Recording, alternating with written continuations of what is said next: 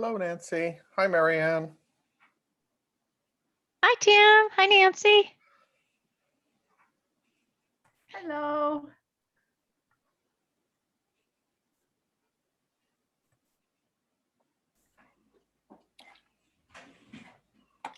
Here comes our favorite, Jeff, the shameless shill.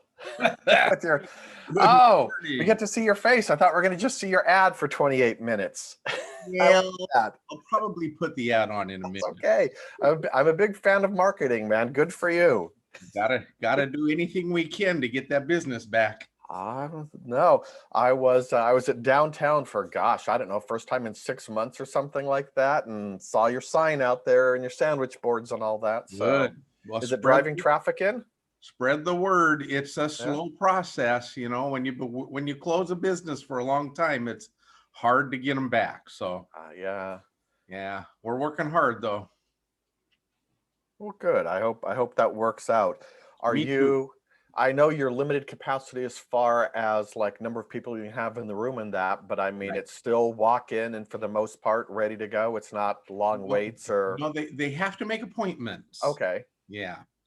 So they have to call, make an appointment, and then they can come in. So Okay. So it's appointment, not walk-in, but that's correct. Yeah. okay. Yeah. And appointments are what, like a day or two later? It's not like a 3-week wait, I assume, right? One day. Next day? Yep. Excellent. Okay. Mm-hmm. You like the way I let you get in a blurb because you're my favorite teacher while people just I thank you. I thank you very, very much. You know, anything we can do to I know, man. you know, this is about, you know, business, and we got to keep that business going. So Jeff, do All I right. need to get a hold of Vern and Tim? yes, let them know we are open, please. Okay. Yeah. I'll let those guys know. Please do. Yes. All right. Normally Mary's going to start in like 5 seconds or whatever. And normally we crop the video right there when we start it. But I'm wondering if I should keep Jeff's ad in beforehand and we'll just crop it and start right at Jeff's promo and then start the presentation. Maybe we'll do that. How's that? Anything we can do to help you, my friend. All right. Hi, everyone. We're at 11:31, so I'll be real quiet and just hand it right over to Mary, who is here to do rubrics today. So everybody say, hi, Mary. Welcome. Hi, Mary. Thank you.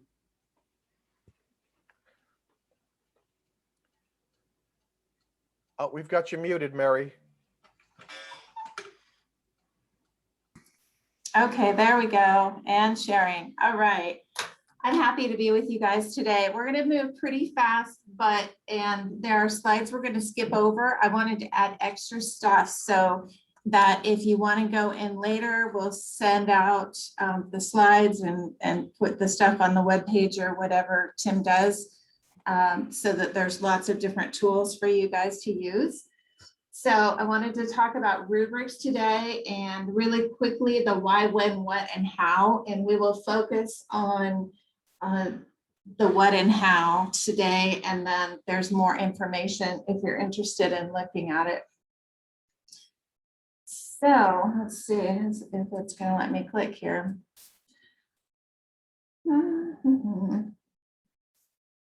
Did it click to the next slide? There we go. Okay, so we're going to go past what rubrics are. Does anybody need to know what a rubric is? No, everybody knows. Has everybody used a rubric before?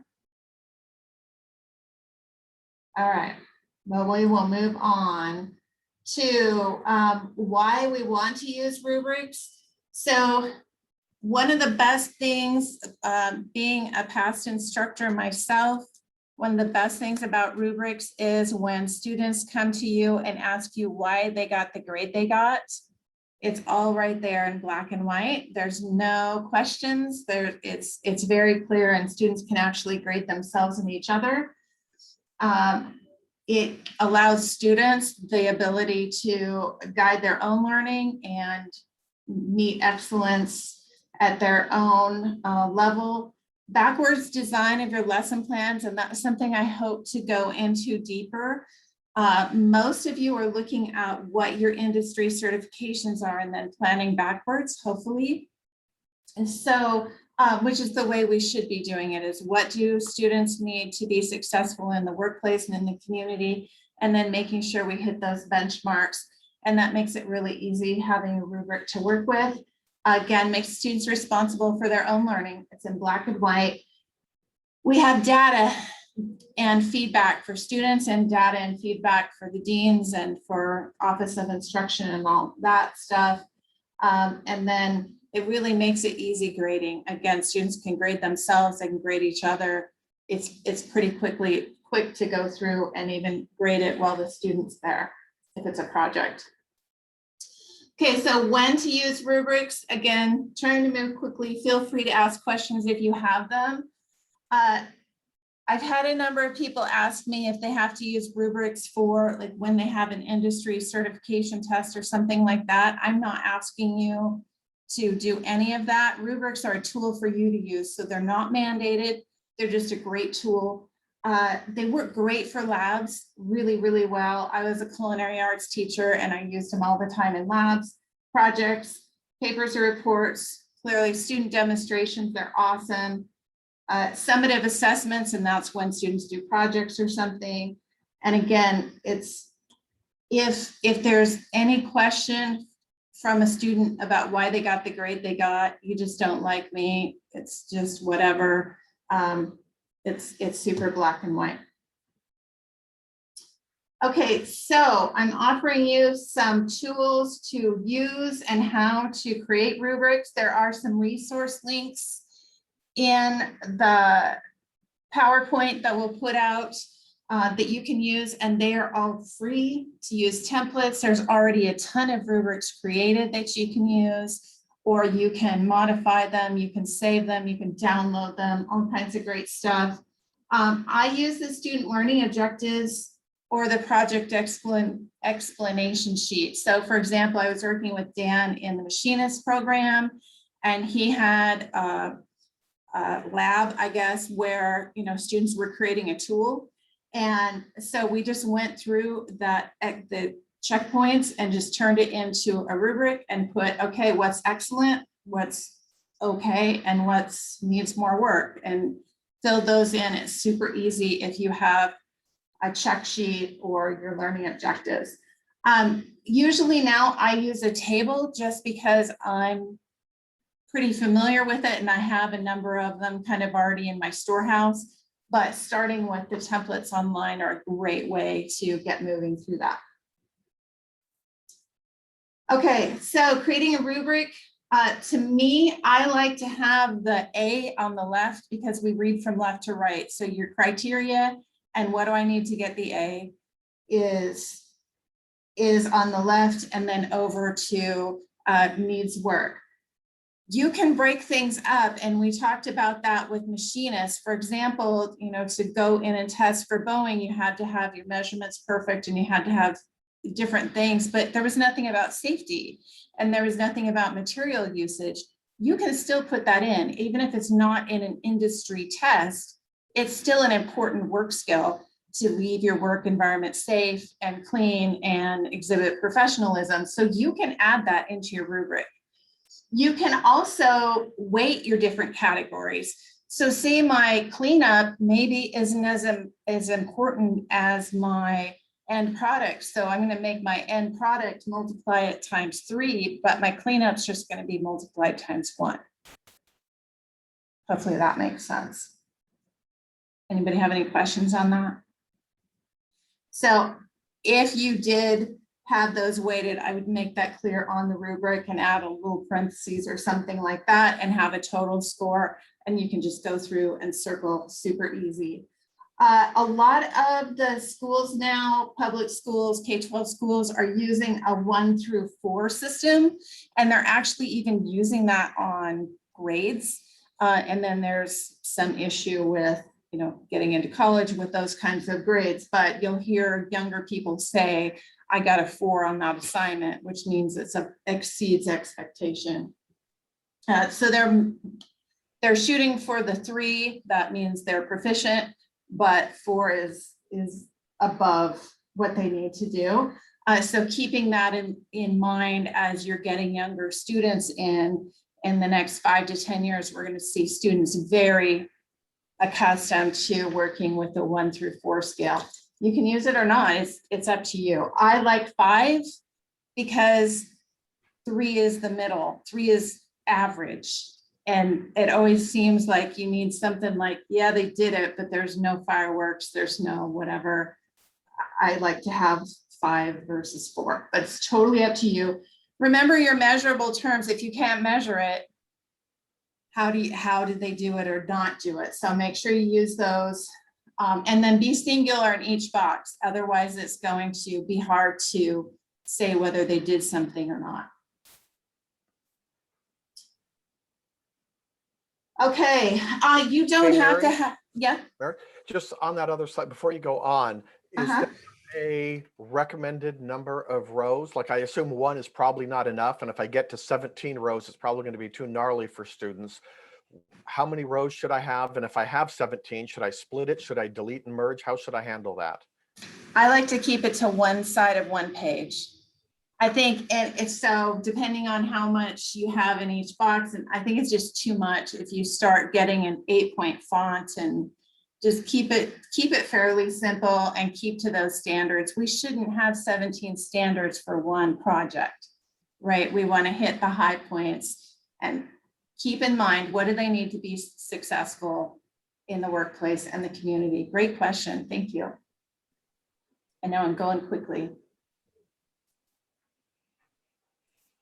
Okay, so keep in mind, again, it doesn't necessarily have to be in your industry stuff. We have our big institution level student learning standards. So communication, problem solving, cultural awareness, and that, you know, professionalism that goes in there, safety, those kinds of things. Those are huge in every one of the programs we have at Bates.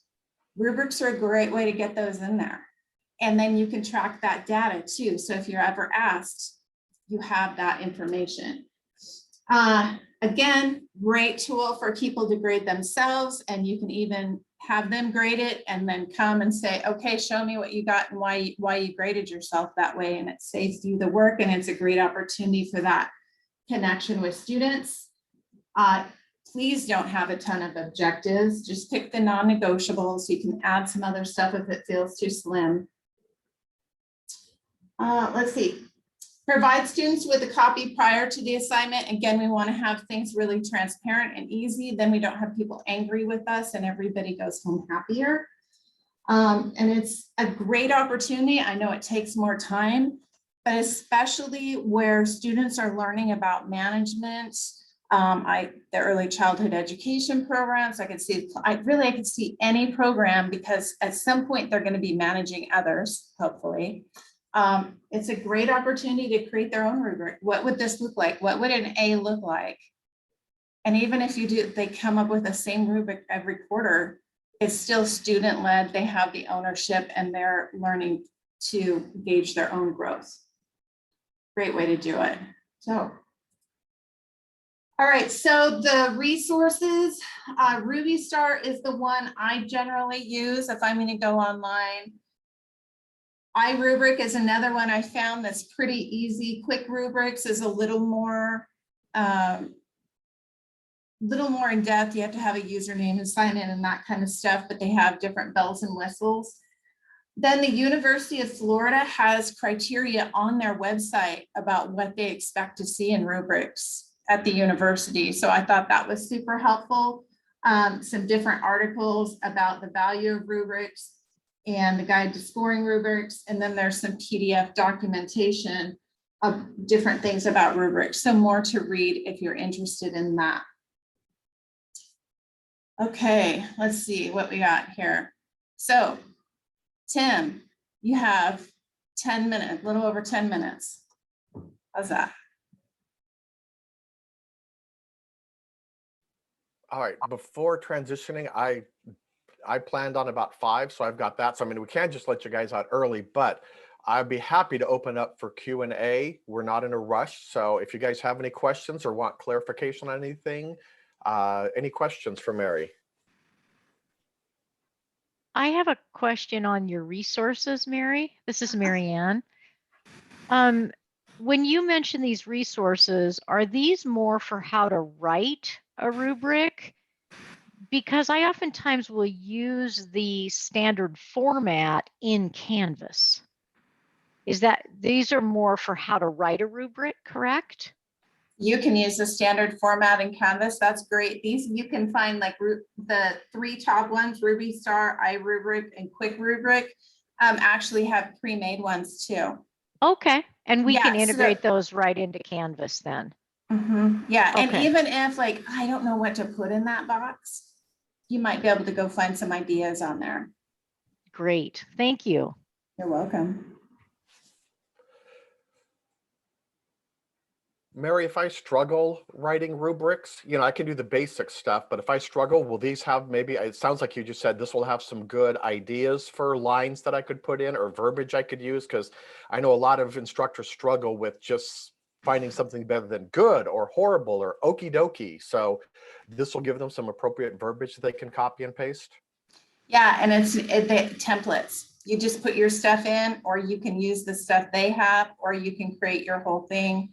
There, you can just take what they have if you want to. Yeah, there's all kinds of great stuff on there, so you don't have to work really hard at it. And I love doing this stuff. So shoot me an email, give me a call, and I'm happy to help too. All right, before we transition to putting one in Canvas, any other questions or comments or pleas for resources?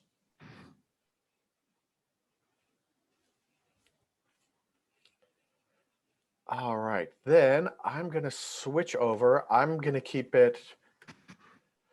Let's do that. There we are. There you go. All right, so is everybody seeing new RCE class? All right, so I'm just going to kind of do the basics. I'm not going to go through because there's a billion different things you can do in rubrics, but just kind of walk through the basics of how to do it. What I will say is if you want to get into anything gnarly, shoot us an email because there are ways to do it. Most of it would involve, there's some add-ons that you can do in Canvas. Like for example, if you do yours in a spreadsheet and then import it into Canvas, it has that capability. If you start going into things where like, I want numbers for some lines and words for other lines, or I want some stuff to flow one way and I want like 5 this way and 3 this way, you know, you start getting into those kind of gnarly custom built ones, then I'm not going to show you guys how to do that, but Canvas absolutely has that capability. I think what we're talking about today is your basic, you know, I've got 5 rows and, you know, 3 columns or 3 by 5 or something like that. And we'll show you how to do that. And yes, you can move it from course to course and you can steal other people's, borrow other people's and all that sort of stuff. So we'll kind of touch on that, but really just show the basics. So if I'm in this course, I can create rubrics 2 ways. I can either create a rubric right here by clicking on rubrics on my left-hand side and add rubric, or I can go into the assignment and then create it directly to that assignment. So both are fine. It's pretty common sense. If I know that I want a rubric that's going to go right to this submit in Office 365, it's probably best just to type it in there. If it's something like Marianne has a professionalism grade once a week, and she has 10 assignments that she does that, then you'd probably create it in rubrics and then import it into that assignment 10 times. So it kind of depends upon how you think you're going to use it. All right, but I'm going to attach it directly to this. I'm going to call it Office Rubric. So we just start typing it in. Actually, let me back up just in case I clicked really fast thing again. So sorry. So I go to assignments. I click on the assignment I want to attach it to, and then notice it's right here. I forget this half the time because I think all of my settings are on edit. Then I click on edit and start swearing profusely because I can't find the button. Remember, this is one of the few things that's not under edit. So we just click on add rubric. I'm sure I'm the only one who makes that mistake and swears profusely. So shame on me. So I'm going to call this Office Rubric. If I could type. And again, we're going to keep it simple. So all this stuff is here. You can just leave it like this. This is perfectly acceptable. It's a binary thing. You know, your storage space was clean or not clean. You were here or not here. We're done at that point in time. But I assume most of you are going to want something a little bit cuter than that. So we click on this edit here. And I can give it a short name. like safety, this is what's going to show up to the students. And if I want to give a longer description, you'll be graded by how clean your place is and whether your tools are in good order and whatever it is that safety would. I can type in a full long description. So again, as Mary said, students aren't coming back to me going, why did I only get a 1 on safety? You've got the definition of what this is right here. They will not see this, but when they click on it, and I forget what the link says if someone wants to shout it out, but basically it says, show this. And if they click on that longer description, it will do everything that you typed there. Okay, so that tells them what they're going to be graded on. If you want to keep it full marks and no marks, great. Most of us tend to do something that's more like, you know, met expectation, approaching, acceptable, exceeded expectation, something like that. So I can customize it. Let's say this is worth 10 points. I'm going to call it exceed expectation. And again, I've got lots of space. You don't have to type all this in. I know that's a lot of work, especially with something like Mary Ann's professionalism thing that she does, where it's very cut and dried. You know, they had to show up and they had to be on time. She doesn't need a long definition there. But if Mary Ann decides to do something that's more complicated, she can add that right into here to make it obvious for everyone. You know, you need to show up, you need to be on time, you need to have your cell phone turned off. So she can put a full list right there if she wants. Closed-toed shoes. Yes, absolutely. Okay, so we have that. If I wanted to update this, I could. And then the key is this plus mark right here. Since I only have 2, most of you want at least 3. So I'll say, I think I did, yeah, meets expectations. This gives you a chance to put all those things in. You know, like if you want to give somebody at least some points because it wasn't blank and they turned it in, you can have approaching, you can do didn't turn it in, you can do meet, you can do exceeds, you can do mastery, you can have all these things that you add there. But that's basically it right there. And then if I want more, I would just click on add criterion and add another one. Okay. So that's how you make a rubric in Canvas. I've got a few things to throw in at the end, but are there any questions on the basics of building a rubric in Canvas?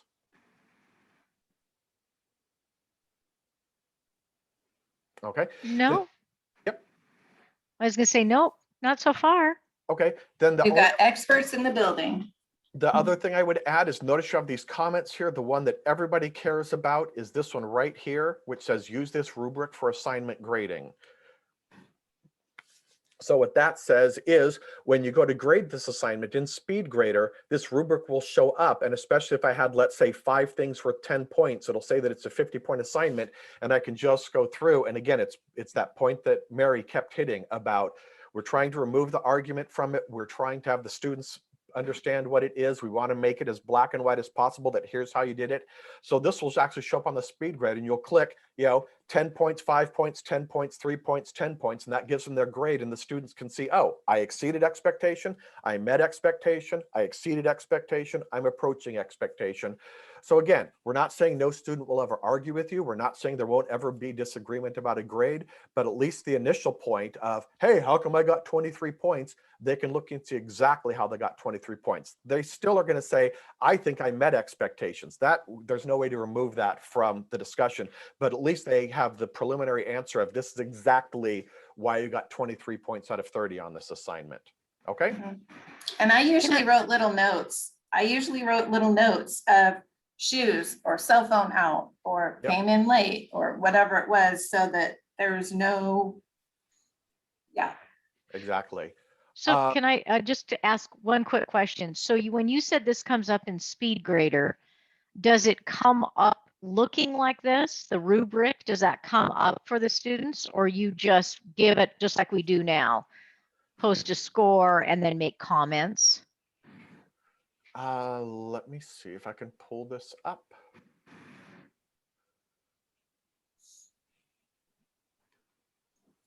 So it will look like this. I see.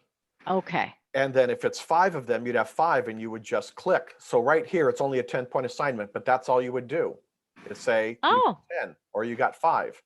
Oh, okay. So let me, sorry, I always do that. I click without talking. So I pull up SpeedGrader, I pull up Zippy's assignment, and if I just want to give 10 points, I can do 10. If I want annotated, I can add it, but I'm going to click on View Rubric and click on this right here. And again, if it was 5, I would go 10, 5, 10, 3, 10, and then submit.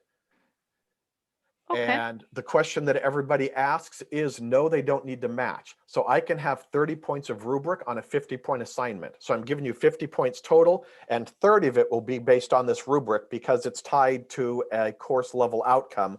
But I'm also adding, as Mary said, I'm also adding a safety component and a professionalism component. So you're not tied to 30 points just because you're using a 30-point rubric. I could add 20 points that had nothing to do with the rubric whatsoever. Okay, great. Thank Okay. you. And then I'm not going to show import, export. I'll just tell you that you can do that. I can send you videos that show you how to do that. I'll be happy to walk you through it, but do be aware, you can take these rubrics and share them. You can take these rubrics and move them from course to course. You can get gnarly rubrics that you create in a spreadsheet and pull them into Canvas. So once you start doing this, please don't feel that your functionality is limited to that cute little 3x4 thing that you pull up directly. You've got lots of abilities to move it and shape it in the way that works best for you. Okay, so I'll hand it back to Mary. That is it for the Canvas component. So, and we got 4 minutes. Questions?